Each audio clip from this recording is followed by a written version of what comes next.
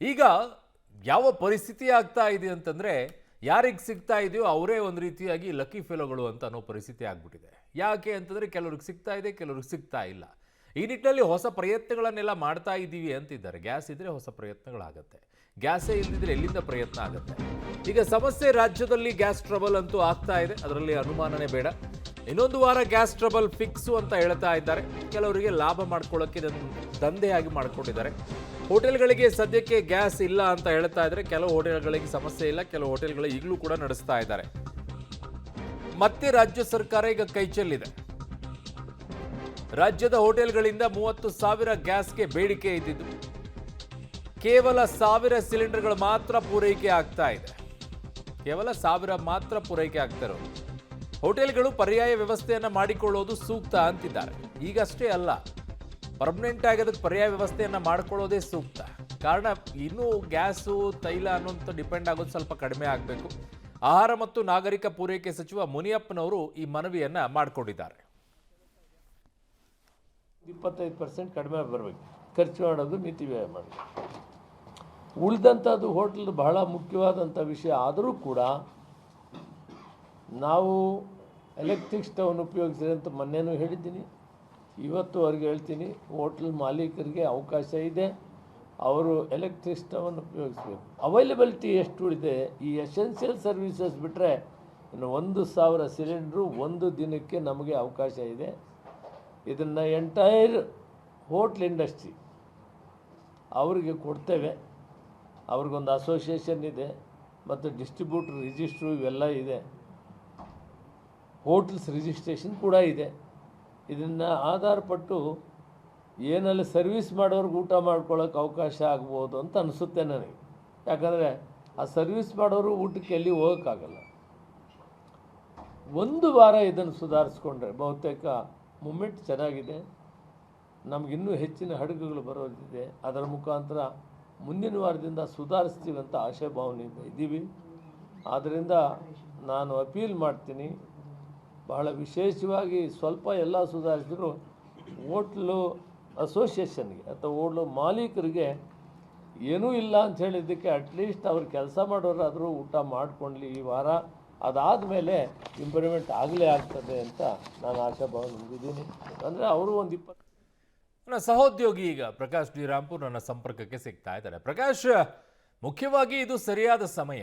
Corona ಸಂದರ್ಭದಲ್ಲಿ ಆದಂಥ ಬೆಳವಣಿಗೆಯಿಂದ ಹಲವು ಪಾಠಗಳನ್ನು ಕಲ್ತ್ಕೊಂಡು ಹಲವು ರೀತಿಯಾದಂಥ ಬದಲಾವಣೆಗಳನ್ನು ಮಾಡಿಕೊಂಡ್ರು, ಮತ್ತೆ ಅದೇ ದಾರಿಗೆ ಬಂದರು, ಅದು ಬೇರೆ ವಿಚಾರ. ಆದರೆ ಈಗ ಸದ್ಯಕ್ಕೆ ಗ್ಯಾಸ್ ಸಿಗ್ತಾ ಇಲ್ಲ ಅಂತಂದಾಗ ಹೋಟೆಲ್ ಅವರು ಕೂಡ ಆಲ್ಟರ್ನೇಟಿವ್ಗೆ ಹೋಗಬೇಕು. ಸರ್ಕಾರಗಳು ಕೂಡ ಈ ನಿಟ್ಟಿನಲ್ಲಿ ಸಬ್ಸಿಡಿಗಳನ್ನು ಕೊಡೋದು ಕೆಲಸ ಮಾಡಬೇಕು. ಕಾರಣ ಎಲೆಕ್ಟ್ರಿಕ್ ಸ್ಟೋವ್ಗಳನ್ನು ಎಷ್ಟು ಅಂತ ಕೊಡೋಕ್ಕಾಗತ್ತೆ, ಪವರ್ ಬೇಕಾಗತ್ತೆ, ಪವರ್ ಜನರೇಟ್ ಮಾಡೋಕ್ಕೆ ಎಲ್ಲಿದೆ ನಮ್ಮ ಹತ್ರ, ಅದು ಇಲ್ಲ ನಮ್ಮ ಹತ್ರ, ಅದನ್ನು ಖರೀದಿ ಮಾಡಬೇಕಾಗತ್ತೆ. ಸೊ ಹಾಗಾಗಿ ಒಂದಿಷ್ಟು ಸೋಲಾರ್ ಮೂಲಕವಾಗಿ ಏನಾದರೂ ವ್ಯವಸ್ಥೆ ಮಾಡ್ಕೊಳ್ಳೋಕೆ ಸರ್ಕಾರ ಈ ನಿಟ್ಟಿನಲ್ಲಿ ಯೋಚನೆ ಮಾಡೋಕೆ, ಬರೀ ಸಲಹೆ ಕೊಡೋದಷ್ಟೇ ಅಲ್ವಲ್ಲ ಪ್ರಕಾಶ್? ಖಂಡಿತವಾಗ್ಲೂ ಕೂಡ ಈಗಿರುವಂತಹ ಬೆಳವಣಿಗೆಯಲ್ಲಿ ಹೋಟೆಲ್ ಉದ್ಯಮ ಕಂಪ್ಲೀಟ್ ಆಗಿ ನೆಲ ಕಚ್ಚುವಂತಹ ಪರಿಸ್ಥಿತಿಗೆ ಬಂದಿದೆ. ಆದರೆ ಈಗಿರುವಂತಹ ಸ್ಥಿತಿಯಲ್ಲಿ ಮುಂದೇನು ಮಾಡಬೇಕು ಮತ್ತು ಅಭಾವ ದೊಡ್ಡ ಮಟ್ಟದಲ್ಲಿ ಸೃಷ್ಟಿಯಾದರೆ ಏನು ಮಾಡಬಹುದು ಅನ್ನುವಂಥದ್ದಕ್ಕೆ ಇವತ್ತು ಮಹತ್ವದ ಸಭೆ ಕೂಡ ಆಯಿತು.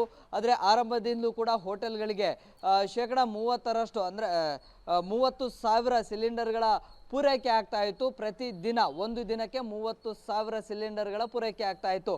ಆದರೆ ಈಗ ಕೇವಲ 1,000 ಸಿಲಿಂಡರ್ಗಳು ಮಾತ್ರ ಪೂರೈಕೆಗೆ ನಿರ್ಧಾರವನ್ನು ಮಾಡಲಾಗಿದೆ, ಅದು ರಾಜ್ಯಾದ್ಯಂತ. ಸೊ ಹೀಗಿರುವಂಥ ಸಂದರ್ಭದಲ್ಲಿ ಅದು ಗ್ರಾಹಕರಿಗೆ ಅಪ್ಲೈನೇ ಆಗೋದಿಲ್ಲ. ಕೇವಲ ಹೋಟೆಲ್ಗಳಲ್ಲಿ ಉಳಿದುಕೊಂಡಿರುವಂಥ ಕಾರ್ಮಿಕರಿಗೆ ಅವರ ಊಟ ಉಪಚಾರಗಳಿಗೆ ಮಾತ್ರ ಅದು ಬಳಕೆ ಆಗಲಿ ಅನ್ನುವಂಥದ್ದು. ಸೊ ಈ ನಿಟ್ಟಿನಲ್ಲಿ ಮತ್ತೆ ಕಂಟಿನ್ಯೂಸ್ ಆಗಿ ಇದರ ಅಭಾವ ಮತ್ತಷ್ಟು ತೀವ್ರಗೊಳ್ಳುವಂಥ ಸಾಧ್ಯತೆಗಳು ಕೂಡ ಇದ್ದಾವೆ. ಮತ್ತು ಸಚಿವರು ಕೂಡ ಅಸಹಾಯಕತೆಯನ್ನು ವ್ಯಕ್ತಪಡಿಸಿದ್ದಾರೆ.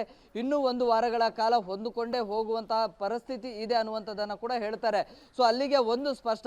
ಸೊ 1 ವಾರ ತನಕಲೂ ಕೂಡ ಈ ಒಂದು ಗ್ಯಾಸ್ ಟ್ರಬಲ್ ಹಾಗೆ ಮುಂದುವರಿಯುತ್ತೆ. ಕಮರ್ಷಿಯಲ್ ಗ್ಯಾಸ್ ಸಿಲಿಂಡರ್ಗಳ ಪೂರೈಕೆಯಲ್ಲಿ ಮತ್ತಷ್ಟು ವ್ಯತ್ಯಯ ಆಗುತ್ತೆ ಅನ್ನುವಂಥದ್ದು. ಸೊ ಈಗ ಡೊಮೆಸ್ಟಿಕ್ ಸಿಲಿಂಡರ್ಗಳ ಪೂರೈಕೆಯಲ್ಲಿ ಯಾವುದು ಕೂಡ ಸಮಸ್ಯೆ ಆಗ್ತಾ ಇಲ್ಲ, ಅದು ಸಮಸ್ಯೆ ಆಗಬಾರ್ದು ಅನ್ನುವಂತಹ ನಿಟ್ಟಿನಲ್ಲಿ ಇದೀಗ ತೈಲ ಕಂಪನಿಗಳ ಅಧಿಕಾರಿಗಳ ಜೊತೆ ಸಭೆಯನ್ನು ಕೂಡ ನಡೆಸಿದ್ರು, ಅದಕ್ಕೆ ಸೂಚನೆಗಳನ್ನು ಕೂಡ ಕೊಟ್ಟಿದ್ರು. ಈಗ ಕಮರ್ಷಿಯಲ್ ಗ್ಯಾಸ್ ಸಿಲಿಂಡರ್ಗಳನ್ನು ಒಂದಿಷ್ಟು ವಲಯಗಳಿಗೆ ಚಾಚು ತಪ್ಪದೆ ಅಲ್ಲಿಗೆ ಕಳಿಸ್ಕೊಡ್ಬೇಕು, ಅಲ್ಲಿ ವ್ಯತ್ಯಯ ಉಂಟಾಗಬಾರ್ದು ಅನ್ನುವಂತಹ ಸೂಚನೆಯನ್ನು ನೀಡಿದ್ದಾರೆ. ಅಂದರೆ ಈ ಏರ್ಲೈನ್ಸು ಮತ್ತು ರೈಲ್ವೆ ಬಸ್ ನಿಲ್ದಾಣದ ಆವರಣದಲ್ಲಿರುವಂತಹ ಹೋಟೆಲ್ಗಳಿಗೆ ಮತ್ತು ಸರ್ಕಾರಿ ಕಟ್ಟಡಗಳಿಗೆ, ಇಂದಿರಾ ಕ್ಯಾಂಟೀನ್ಗಳಿಗೆ, ಹಾಸ್ಪಿಟಲ್ಗಳಿಗೆ ಸಿಲಿಂಡರ್ಗಳನ್ನು ಪೂರೈಕೆ ಮಾಡಬೇಕು. ಅಲ್ಲಿ ಯಾವುದೇ ರೀತಿಯಿಂದಲೂ ಕೂಡ ವ್ಯತ್ಯಯ ಉಂಟಾಗಬಾರ್ದು. ಇದು ಹೊರತುಪಡಿಸಿ ಎಸೆನ್ಷಿಯಲ್ ಸರ್ವಿಸ್ ಅನ್ನುವಂತಹ ಯಾವುದೆಲ್ಲ ವಲಯಗಳಿದ್ದಾವೆ ಆ ವಲಯಗಳಿಗೂ ಕೂಡ ಸಪ್ಲೈಯನ್ನು ಮಾಡಬೇಕು. ಅಲ್ಲಿ ಹೇಗೆ ಬೇಡಿಕೆ ಇದೆ, ಬೇಡಿಕೆಗೆ ತಕ್ಕಂತೆ ಆಗಲಿಲ್ಲ ಅಂದರೂ ಕೂಡ ಕನಿಷ್ಠ ಒಂದು 30%, 40% ಅಷ್ಟಾದರೂ ಸಿಲಿಂಡರ್ಗಳನ್ನು ಕಳಿಸ್ಕೊಡ್ಬೇಕು ಅನ್ನುವಂಥ ಸೂಚನೆಯನ್ನು ಕೂಡ ಕೊಟ್ಟಿದ್ದಾರೆ. ಸೊ ಉಳಿದಂತೆ ಹೋಟೆಲ್ಗಳಿಗೆ ಅದು ಕಾರ್ಮಿಕರಿಗೆ ಮಾತ್ರ ಬಳಕೆ ಆಗುವಂತಹ ರೀತಿಯಲ್ಲಿ ಅದು ಸಪ್ಲೈ ಆಗಲಿ ಅನ್ನುವಂತಹ ಅರ್ಥದಲ್ಲಿ ಸಚಿವರು ಮಾತನಾಡಿದ್ದಾರೆ. ಸೊ ಈ ಮೂಲಕವಾಗಿ ಹೋಟೆಲ್ಗಳಿಗೆ ಇನ್ನೂ 1 ವಾರಗಳ ಕಾಲ ಈ ಒಂದು ಕಮರ್ಷಿಯಲ್ ಗ್ಯಾಸ್ ಸಿಲಿಂಡರ್ಗಳು ಪೂರೈಕೆ ಆಗೋದಿಲ್ಲ. ನೋಡಿ, ಇಡೀ ರಾಜ್ಯಾದ್ಯಂತ ಲಕ್ಷಾಂತರ ಹೋಟೆಲ್ಗಳಿದ್ದಾವೆ. ಆ ಲಕ್ಷಾಂತರ ಹೋಟೆಲ್ಗಳಿಗೆ ಕೇವಲ 1,000 ಸಿಲಿಂಡರ್ಗಳನ್ನು ಪೂರೈಕೆ ಮಾಡ್ತೀವಿ ಅಂತಂದರೆ ಅದು ಖಂಡಿತವಾಗ್ಲೂ ಕೂಡ ಆಗೋದಿಲ್ಲ. ಸೊ ಈ ನಿಟ್ಟಿನಲ್ಲಿ ಅನಿವಾರ್ಯವಾಗಿ ಮತ್ತಷ್ಟು ಹೋಟೆಲ್ಗಳು ಮುಚ್ಚುವಂತಹ ಸ್ಥಿತಿ ನಿರ್ಮಾಣ ಕೂಡ ಆಗುತ್ತೆ. ಈಗ ಹೋಟೆಲ್ ಮಾಲೀಕರ ಸಂಘ ಕೂಡ ಈಗ ಸಚಿವರನ್ನ, ಸರ್ಕಾರವನ್ನ ಕೂಡ ಭೇಟಿಯನ್ನ ನೀಡಿತ್ತು. ಹೋಟೆಲ್ ಉದ್ಯಮಕ್ಕೆ ಹೇಗೆ ಆರ್ಥಿಕ ಹೊಡೆತ ಆಗ್ತಾ ಇದೆ, ಹೇಗೆ ನೆಲ ಕಚ್ಚುತ್ತಾ ಇದೆ ಅನ್ನುವಂತಹ ಒಂದು ಮನವಿಯನ್ನು ಕೂಡ ಮಾಡಿದ್ರು. ಸೊ ಆದಾಗ್ಯೂ ಕೂಡ ಈಗ ಹೋಟೆಲ್ ಉದ್ಯಮದ ಬಗ್ಗೆ ಅಷ್ಟೊಂದು ಏನು ಇಚ್ಛಾಶಕ್ತಿ ತೋರಿಸಿಲ್ಲ ಅನ್ನುವಂಥದ್ದು ಈ ಒಂದು ಸಭೆಯಲ್ಲಿ ಕೂಡ ಗೊತ್ತಾಗ್ತಾ ಇದೆ. ಅರುಣ್ ಬಡಿಗೇರ್. ಓಕೆ, ಪ್ರಕಾಶ್ ಶ್ರೀರಾಮ್ಪುರ್, ನಿಮ್ಮೆಲ್ಲ ಮಾಹಿತಿಗೆ ಧನ್ಯವಾದಗಳು.